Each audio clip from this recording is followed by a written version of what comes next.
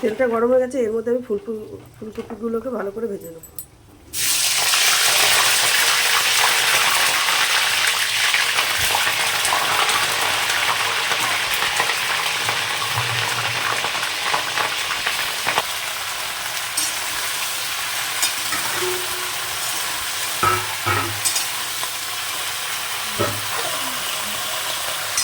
মধ্যে আমি 1 চামচ হলুদ গুঁড়ো দিয়ে দিচ্ছি।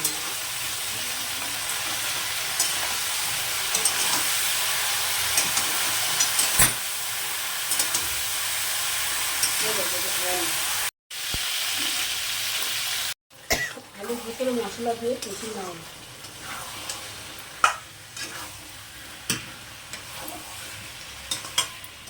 আলু কষে গেছিলো, আলুর মধ্যে জল দিয়ে দিয়েছি।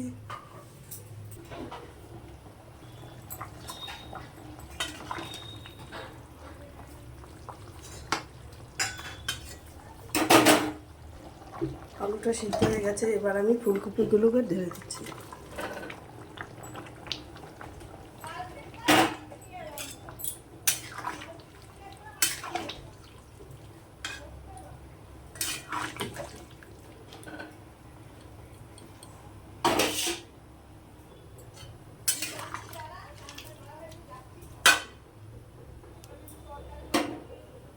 ফুলকপির তরকারিটা আমার হয়ে গেছে, এবার আমি নামিয়ে দিয়েছি।